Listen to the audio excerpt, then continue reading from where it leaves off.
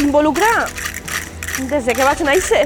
Damunt vaig ser la meva abuela, la mare de mon pare, vaig ser mon pare, han sigut cosins, mon germà i jo.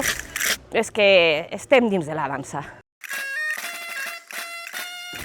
És una de les danses més grans, són 9 xics i 9 xiques. Se busca gent que estigui vinculada al gremi, evidentment.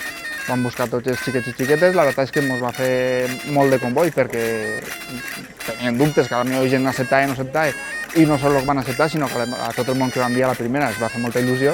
Nosaltres vam decidir no tindre suplents perquè la nostra dansa és peculiar, cada un balla a un lloc i no és el mateix anar el primer de la dreta que el segon de l'esquerra, i els xiquets se podien fer un poc de confusió, entonces són els 9 xiquets, 9 xiquetes que completen la dansa. Fem 6 caragols, 5 tenen tots la mateixa música i el més especial nostre és el 6, que és el que diuen de xics i xiques, que s'ajunten el quadre dels xics en el quadre de les xiques i ballen totes les xiques en els xics del seu costat.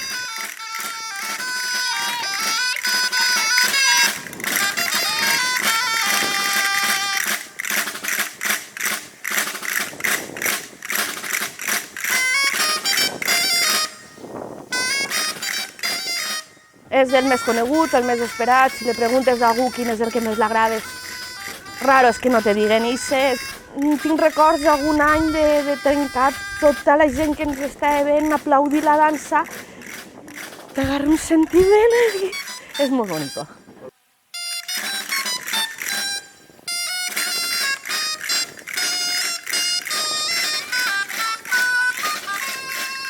La poesia la fa una xiqueta, que és la xiqueta que va al mig, en aquest cas.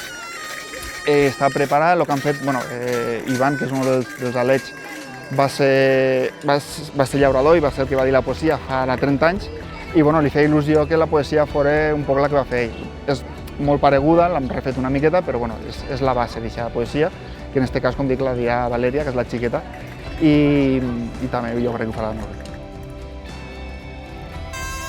Antes de ser jo l'assajadora era el meu pare i sempre me conten que en 4 anys, que va ser el meu primer sexenni, veníem a veure l'assaig i nosaltres ja ballem pel passadís de casa detrás de la dansa. Quan tenia 10 anys vaig eixir jo. Com ho recordo? Un any molt emocionant, perquè això, ja coneixíem la dansa, el fet de preparar els vestits, de buscar-los, buscar fotografies antigues, per a que siguin el més paregut possible al del meu pare. I el sentiment ja no tan religiós, perquè a aquestes edats no se té molt el sentiment religiós, però sí el de grup, el de fer poble, el de seguir la tradició familiar, i va ser molt bonic i molt emocionant. I fa un parell de sexennis, el meu pare me va proposar el deixar la dansa i fer-me càrrec jo. I vam comentar-ho als alets d'aquell any i van voler apostar per mi i han continuat la resta de sexennis. Nosaltres tenim la costum de començar el primer diumenge de maig, que seria la rogativa però que no es celebra.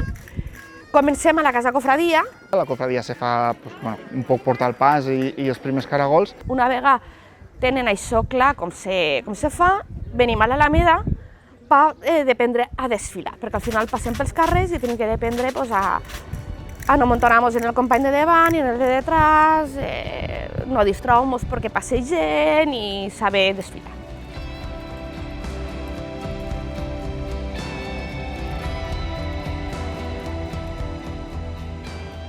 El grup, bueno.